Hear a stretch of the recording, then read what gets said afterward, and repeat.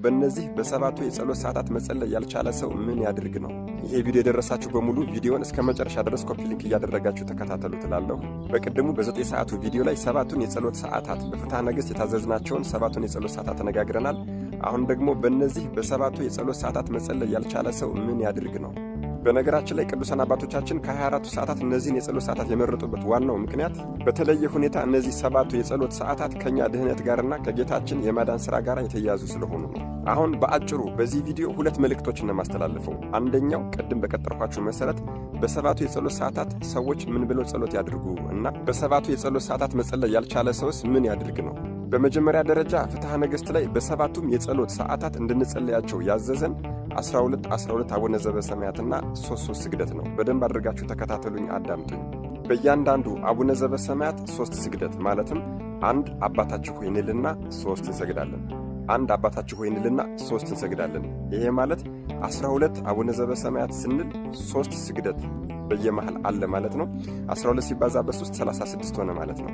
በአንዲት የጸሎት ሰዓት ላይ ቁመን 36 ስግደት እንሰግዳለን ማለት ነው። ከ12 አባታችሁ ሆይ ጋር ማለት ነው። ልብ አድርጉ እንግዲህ።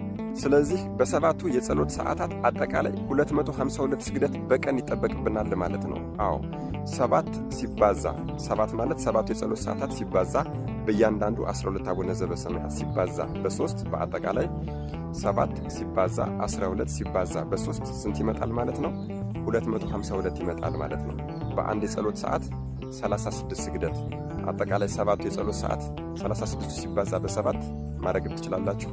252 ስግደት ይመጣል ማለት ነው። የአቡነ ዘበሰማያቱን የአባታችን ሆይ ብዛቱንም ደግሞ ማወቅ ከፈለጋችሁ በሰባቱ የጸሎት ሰዓታት 12 ነው።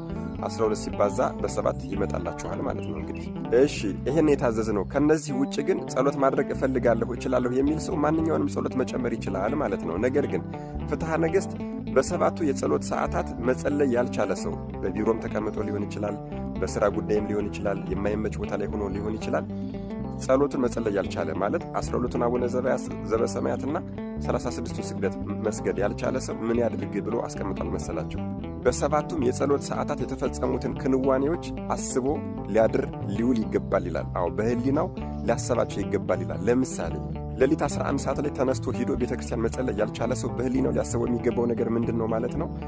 መድኃኔዓለም ኢየሱስ ክርስቶስ በምድራዊ ንጉሥ በጲላጦስ ፊት ተከሶ መቅረቡን ሊያስብ ይገባል ማለት ነው። በህሊናው ረፋዱ 3 ሰዓት ላይ ለምሳሌ ቢሮ የተቀመጠ ሰው ጸሎት ማድረግ ባይችል እንኳን ምን ሊያስብ ይገባል ማለት ነው? በዚህ ሰዓት የጌታችን ቁርጥ ሞት መታወጁን፣ ጌታችን የሚሰቀልበት መስቀል መዘጋጀቱን፣ እናታችን ቅድስተ ቅዱሳን ቅድስት ድንግል ማርያም የቅዱስ ገብርኤልን ብስራት መስማቷንም እነዚህን በህሊናው ሊያስብ ይገባል ማለት ነው። ቀትር 6 ሰዓት